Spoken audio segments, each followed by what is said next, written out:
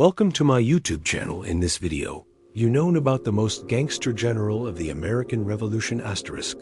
Let's start.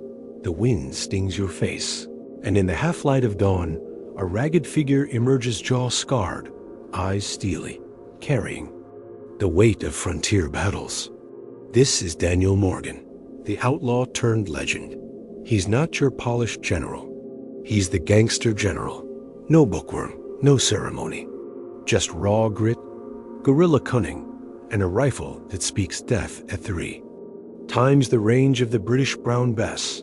Against the odds and against authority, he built his reputation, one bloody skirmish at a time. And this is where the legend begins. Asterisk origins of a rogue patriot explore Daniel Morgan's early life, from his humble beginnings in New Jersey to his rise through the Virginia militia, laying the groundwork for the unorthodox general he would become. Daniel Morgan wasn't born into luxury. He emerged from blazing adversity.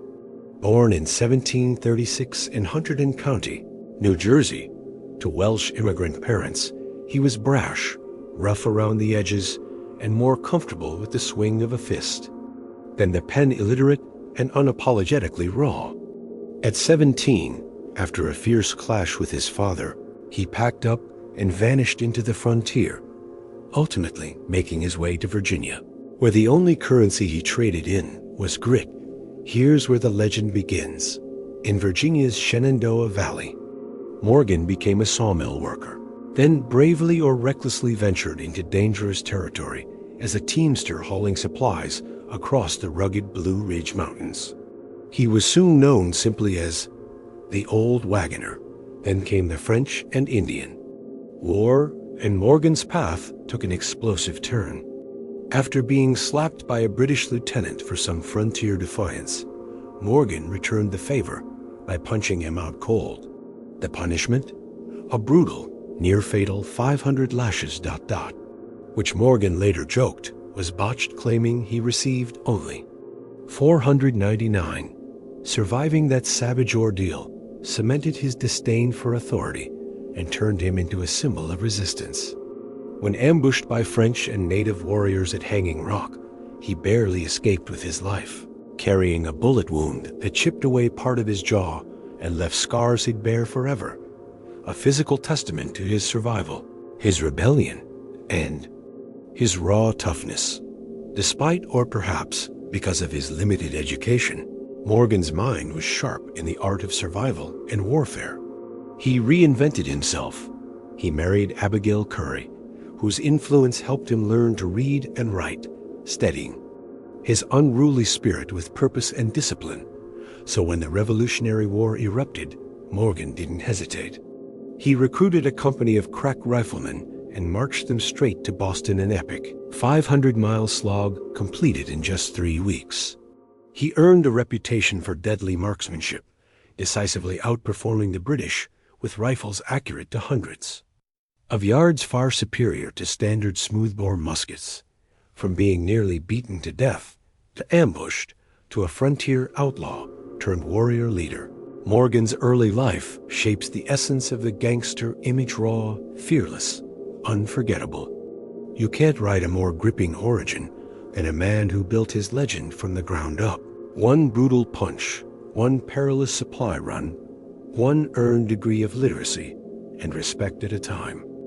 Rifleman and guerrilla warfare, breaking the mold, focus on Morgan's innovative tactics, such as forming the famed Morgan's Riflemen, an elite light infantry group wielding long-range rifles and pioneering guerrilla-style warfare that terrified British forces.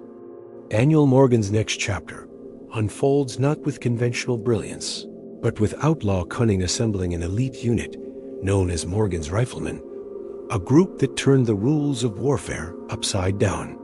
These weren't muskets-wielding regulars. These were rugged frontiersmen with precision long rifles, capable of hitting enemy soldiers from 3 to 5 times the range of standard arms, within weeks of war breaking out.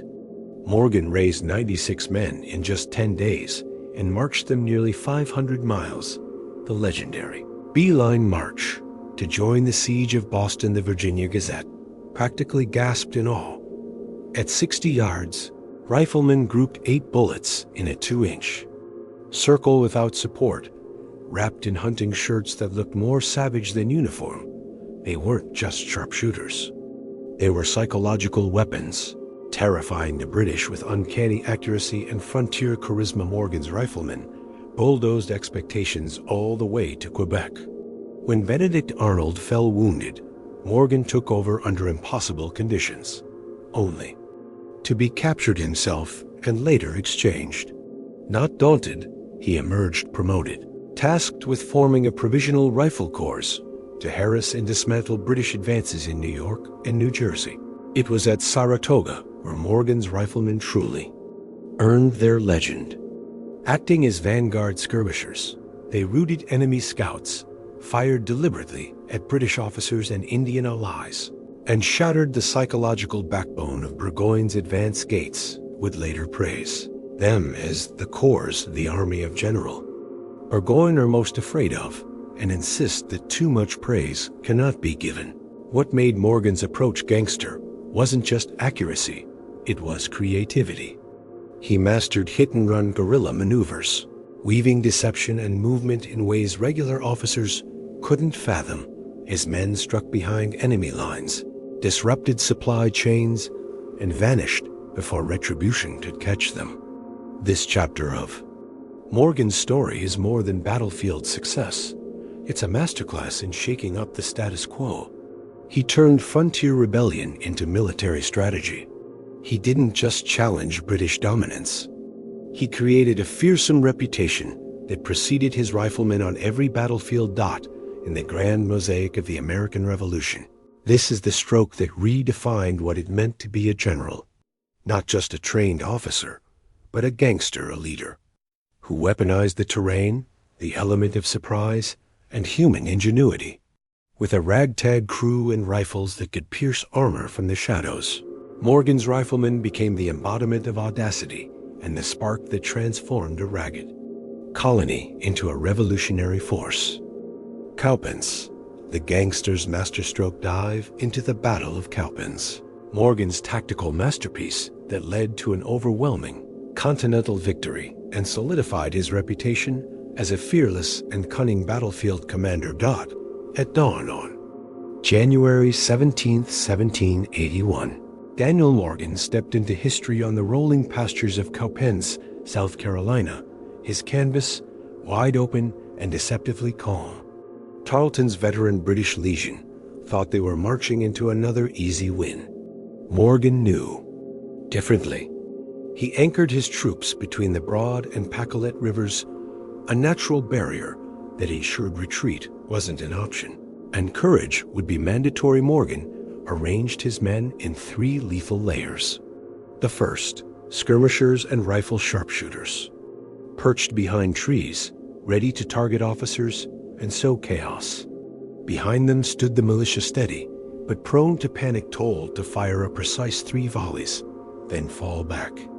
And finally, the disciplined Continentals, fresh and hidden, stood with cavalry at the ready. The trap was slick. As Tarleton's legion surged, they were lured into the front lines, expecting a rout.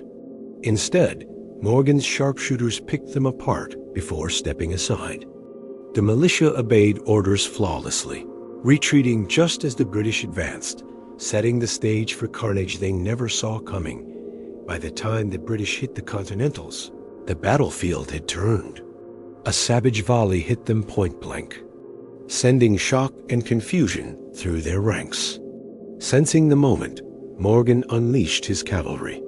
Led by William Washington, the horsemen struck from one flank as reformed militia crashed from the other. The Americans executed a textbook double. Envelopment in Tarleton's arrogant force crumbled within an hour. Cowpens was over.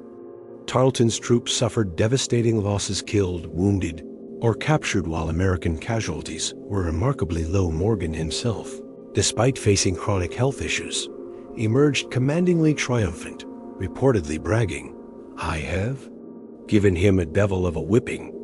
This wasn't just a battlefield victory, it was a psychological blow to the British campaign in the South. The word spread like wildfire. They could be beaten, humiliated, routed. Cowpens shattered the myth of British invincibility and ignited rebel confidence across the southern states. Beyond tactics, the legend of Cowpens shaped Morgan's legacy. West Point still studies his strategy. It wasn't brute force. It was cunning, deception, and disciplined execution. It raised the bar for revolutionary leadership, forever branding Morgan not just as a general, but as the gangster who rewrote the rules of war with menace, mastery, and mind games. From retirement to rebellion, Whiskey Rebellion and political legacy highlight Morgan's unexpected return to military life during the Whiskey Rebellion, and how he parlayed his service into a political career, becoming a congressman and leaving a lasting legacy. Daniel Morgan returned to civilian life after the Revolution with the scars of conflict and a reputation nearly unmatched. He quietly built his estate near Winchester, surrounded by the land he'd earned in service, but peace didn't last long. In 1794, when the Whiskey Rebellion erupted across western Pennsylvania, threatening to test the fragile federal government, the call went out for a leader who could both command respect and project force. Once again, Morgan stepped forward. President George Washington personally trusted Morgan, appointing him Major General of the Virginia militia to lead one wing of the federal force marching into the heart of the frontier revolt. Discipline, strategy, and image, three weapons Morgan had honed on battlefield. Dust and frontier scars were now tools of governance and control. Morgan's presence in western Pennsylvania changed the game. This wasn't a campaign of bullets, it was a campaign of projection.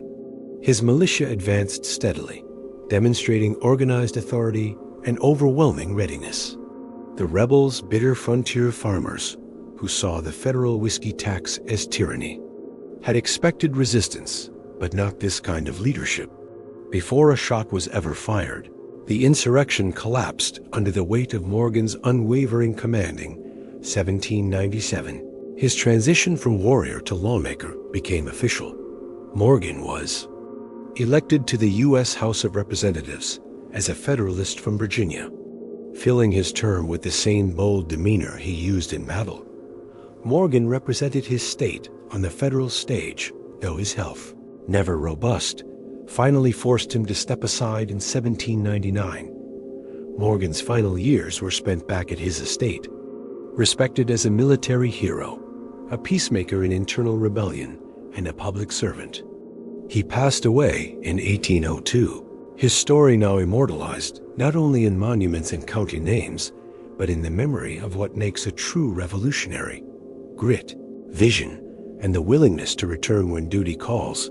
It's fascinating, this man, once illiterate and hammered by 499 lashes, then shot through the jaw in an ambush, ultimately became the federal authority that stopped a rebellious uprising, and even served the nation in Congress. That is the heart of being gangster in the truest sense: surviving, adapting, and redefining what leadership looks like when the game changes.